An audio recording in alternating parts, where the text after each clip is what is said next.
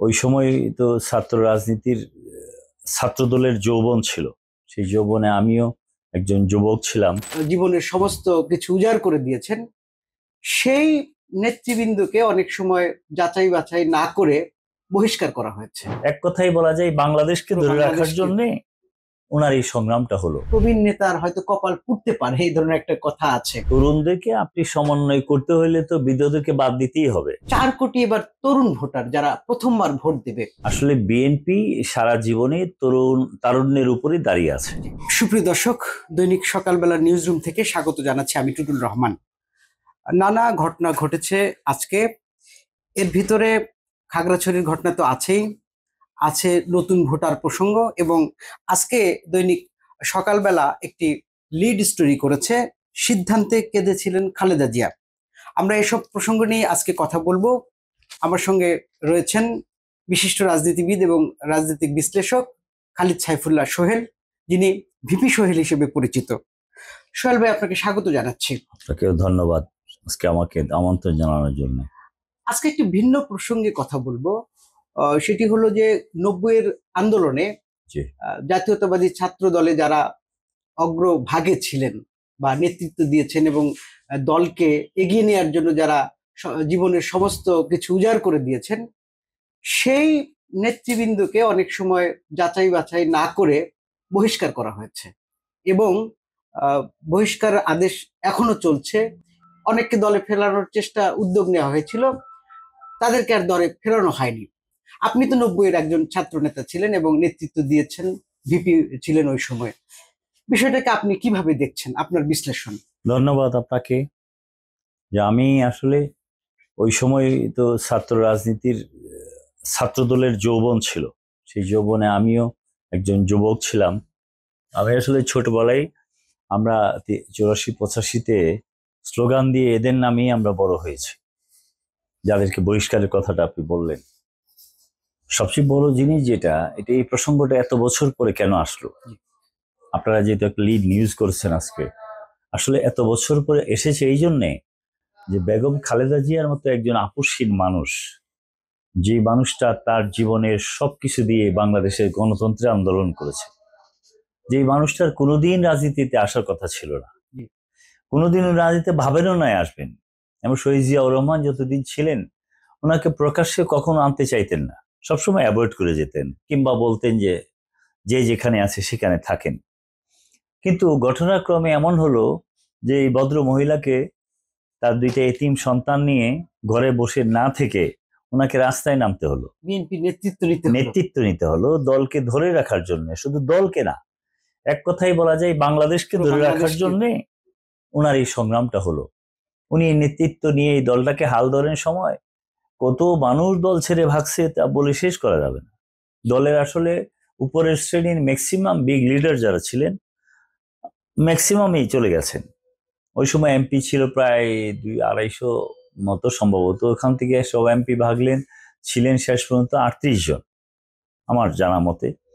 এবং ওই সময় দলেরও অবস্থা তেমন ভালো ছিল না সেই 84 সনে 83 সনে। তখন থেকে ছাত্র দলের টোটাল ছাত্রদের যৌবনকে, ছাত্রদের ভালোবাসাকে কাজে লাগিয়ে এই দলটা গঠন হয়েছিল এবং গঠন করেছিল যাদেরকে দিয়ে এই 6 থেকে 8 জনকে বেগম খালেদা জিয়া তার সিগনেচার করে বহিষ্কার করতে হয়েছে। বহিষ্কারের তখন কারণও ছিল, একটা ঘটনা ঘটেছিল, যে ঘটনাটা আমাদের নেতৃত্ব সে সময় ভুল করেছিল। নেতৃত্ব একটু বাড়াবাড়ি পর্যায়ে চলে গেছিল, কিন্তু দলের প্রয়োজনে তখন এই সিদ্ধান্তটা সঠিকই ছিল আমার কাছে মনে হয়েছে। ওই সময় সেই সময় আমরাও দূর থেকে দেখেছি সেটা সঠিক ছিল। কারণ এই আপসহীনতা যদি বেগম খালেদা জিয়া না থাকতেন তাহলে আসলে দলটাকে ধরে রাখাও কঠিন হতো। তবে যে বহিষ্কারটা হয়েছিল, এরপরে বহিষ্কারটা উইথড্র হইতে পারতো যে কোনো পরতে। আর সবচেয়ে বড় জিনিস, এই ভদ্রমহিলা কেন কেঁদেছিলেন? কারণ উনি জানতেন যে তার সন্তান 2 জন, কিন্তু এই ছাত্র দলের প্রতিষ্ঠার জন্য যেই সন্তানগুলা জীবন বাজি রেখে এত কাজ করেছে তাদেরকে বহিষ্কার করতে হবে, এই সিগনেচার তাকে করতে হবে। সুতরাং উনি যে আসলে একজন মহান মানুষ, মমতাময়ী মা এবং আপসহীন মানুষ, সেটাকে প্রমাণ করার জন্য উনি কেঁদেছিলেন এবং উনি কাঁদলেন সিগনেচার করলেন, উনি মন্তব্যও করলেন নিয়ে আসবো, কিন্তু আসলে দল থেকে একবার বের হওয়ার পরে ওরা তো বড় মাপের নেতৃত্ব ছিল, তখন আসার পথটা কিন্তু এত সহজ না। যেই পথটা আজকে কত বছর পেরিয়ে গেছে, প্রায় 40-45 বছর, এই পথে কিন্তু আর ফিরে আসার স্কোপ নাই। আর এখন যেটা মনে হয় না আর এই দলে আসার ওনাদের স্কোপ আছে। তো ওনাদেরকে সম্মান জানানোটা যারা বেঁচে আছেন তারা তো পেতেই পারেন। আর আমি তো শহীদ মাহবুবুল হক বাবলু, সে তো আমার খুব শ্রদ্ধাভাজন একজন মানুষ, উনার হাত ধরেই, উনার ভালোবাসা নিয়ে আমার এইখানে আসা আমাদের রাজনীতির জীবনে। তখন তার নামের উপরে তো বিশাল স্লোগান হতো। আর আমাদের সুবিধা ছিল যে উনি আমাদের কিশোরগঞ্জের জামাই ছিলেন, নাজু বাবির হাজবেন্ড ছিলেন, এই জন্য আমরা তার খুব ভক্ত ছিলাম। তো সর্বোপরি ওনার এই সিদ্ধান্তটা খুব কঠিন ছিল, কিন্তু দেশের স্বার্থে, দলের স্বার্থে উনি সেই সিদ্ধান্ত নিতে বাধ্য হয়েছেন। এখানে আরেকটি বিষয় আছে রিপোর্টে, সেটি হলো যে 2018 সালে একবার উদ্যোগ নেওয়া হয়েছিল ফিরিয়ে আনার, সেই উদ্যোগটা আসলে এগুলো না কেন? বা আসলে হয়েছে কি, আপনি যখন ওই সময় বহিষ্কার হয়েছেন, যারা নেতৃত্ব ছিলেন এত বছরে ওরা অনেক বড় হয়ে গেছে, অনেকে মন্ত্রী হয়েছেন, এমপি হয়েছেন, অনেক বড় বড় হয়েছে, ওনারা যার নেতৃত্ব একই লেভেলের এবং ওনারা বরঞ্চ তাদের চেয়ে একটু মানে স্ট্রং ছিলেন। তাদেরকে আনলে আপনি জায়গা দিবেন কোথায়? জায়গার অপ্রতুলতা বলবো না, আসলে জায়গা দেওয়ার স্কোপটা সেখানে ছিল না। আর দলে তো তারা স্ট্রং, যারা বাহিরে তারা তো এত স্ট্রং না। তারপরে অ্যাক্টিং চেয়ারম্যান উদ্যোগ নিয়েছিলেন, উনি ভেবেছিলেন তাদেরকে নিয়ে আসবেন, যে কোনো কারণে হয়ে ওঠে নাই। এখনো এই উদ্যোগ চলছে, টোটালি এটা অ্যাক্টিং চেয়ারম্যানের উপরে সিদ্ধান্ত, উনি যেটা ভালো বুঝেন। এই ঘটনার মধ্যে আমরা যেটা আসলে বুঝতে পারলাম যে খালেদা জিয়ার যে মমতাময়ী আপনার যে একটা আপনার চিত্র, তার যে একটা প্রতিমা, সেটাই ফুটে উঠেছিল আর কি। যে এবং উনি এটার ভূমিকার কারণেই তো এই দেশে গত 40-45 বছরে দেশকে উনি সেভ করেছেন, জাতিকে সেভ করেছেন। এইবারের যে 17 বছর আন্দোলনে উনি রাস্তায় প্রতিবাদ যতটুকু করেছেন, এক বালির ট্রাকের সামনে দাঁড়িয়ে উনি যে চিৎকার করেছেন, এবং বালির ট্রাক, অনেকে বলে যে বালির ট্রাক সরাতে পারে না, ছোট বালির ট্রাক, কিন্তু বালির ট্রাকের পিছনে ছিল র্যাবের মতো হাজার হাজার খুনি বাহিনী, ডাইন পাশে ছিল সেনাবাহিনীর মতো আজিজের মতো সেনা প্রধানদের মতো খুনিরা, ডান পাশে ছিল পুলিশের হারুন, ডিবি হারুনদের মতো খুনিরা। একটা বালির ট্রাকের পিছনে এত খুনি দাঁড়িয়ে থাকলে আসলে বের হইতে পারে না মানুষ। তারপরে উনি প্রতিবাদ করেছেন, উনি বলেছিলেন গোপালগঞ্জের নাম প্রয়োজনে পরিবর্তন হবে। এখন দেখেন বাংলাদেশের মানুষের মুখে কিন্তু আওয়াজ উঠেছে যে নামটা পরিবর্তন করতে হবে। এবং উনি যে জেল খেটেছেন, জেলে গিয়ে জেল খেটেছেন, দেশের বাইরে যান নাই, সেটাই ছিল সবচেয়ে নীরব প্রতিবাদ। 111-এর সময় তো উনি যেতে চান নাই। এবং এবার যে যান নাই, 6.5 বছর ছিলেন, এই কারণেই কিন্তু এই বিপ্লবটা ত্বরান্বিত হয়েছে এবং উনাকে কেন্দ্রিক হয়েই বিপ্লব হয়েছে দেশে। ধন্যবাদ আপনাকে, অসংখ্য ধন্যবাদ। এবার একটু ভোটের কথা জানতে চাইবো, সেটা হলো তরুণ ভোটার প্রসঙ্গ আসছে বারবার ঘুরে ফিরে, কারণ নির্বাচন কমিশন যে হিসেব দিয়েছে ভোটারের, তার ভিতরে প্রায় 4 কোটি এবার তরুণ ভোটার যারা প্রথমবার ভোট দেবে। এই তরুণ ভোটারদের নিয়ে আসলে অনেক ধরনের চিন্তা ভাবনা দলগুলো করছে, বিভিন্ন রাজনৈতিক দল। আসলে এদেরকে দলে টানতে বিএনপির কোনো নতুন উদ্যোগ আছে কিনা, বা তারা কি করছে? ধন্যবাদ আপনাকে।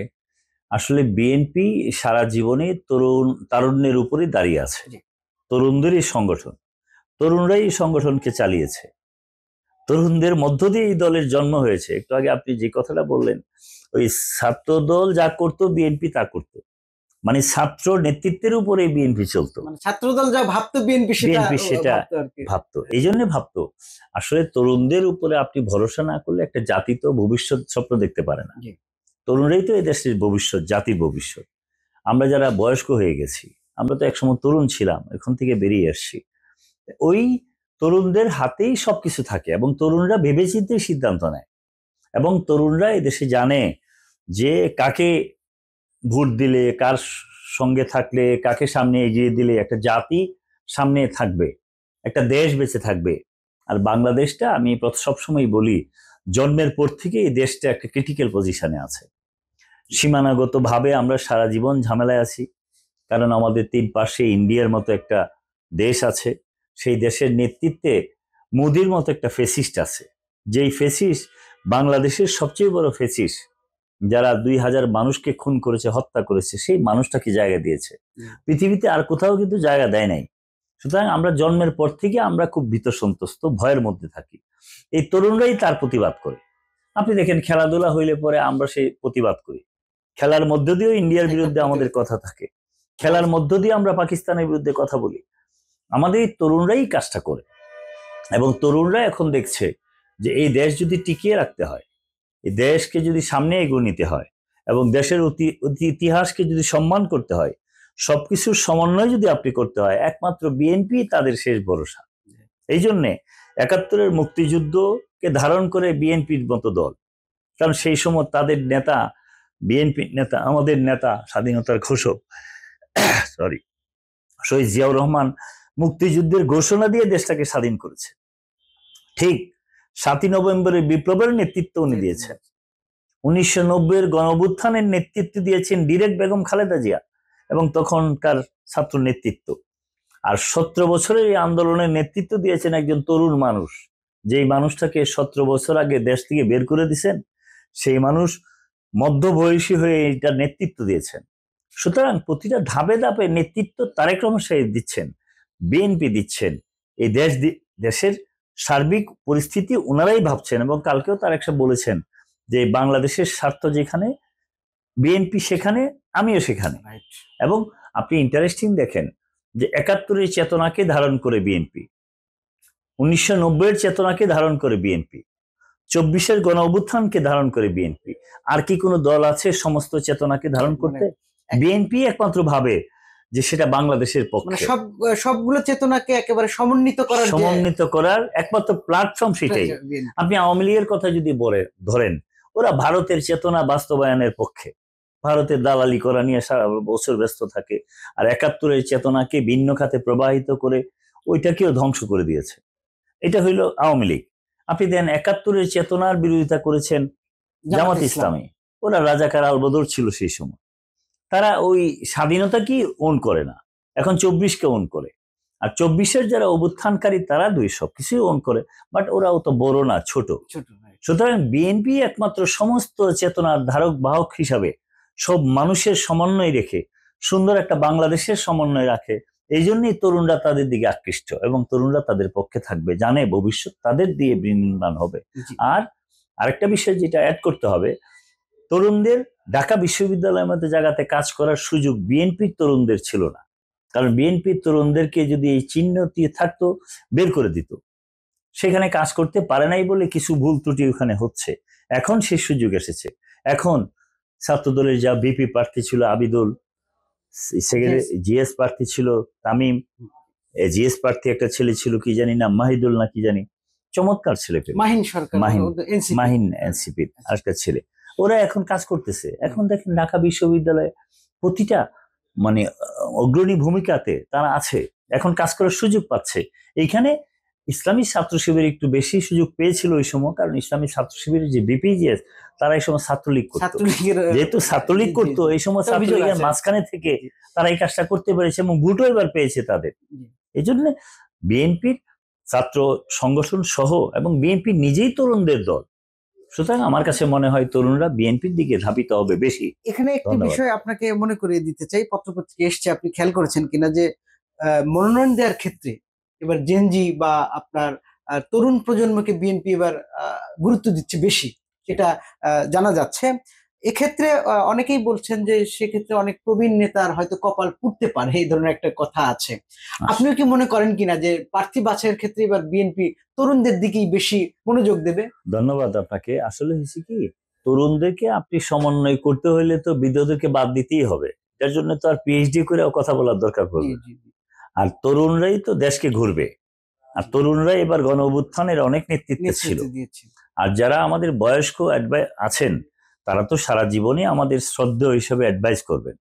আমরাও তো ধরেন মধ্যবয়সী হয়ে গেছি, আমাদের যারা সিনিয়র, এই জন্য একটা উচ্চকক্ষ বিএনপি কিন্তু করছে। আপনি দেখেন এবার ইয়েতেও ঐক্যমত কমিশনে এটা পাশ হয়েছে, উচ্চকক্ষ যেখানে থাকবে ওনারা সেখানে যাবেন, আর নিম্ন কক্ষ যেটা থাকবে সেখানে তরুণ মধ্যবয়সী সবাই থাকবেন।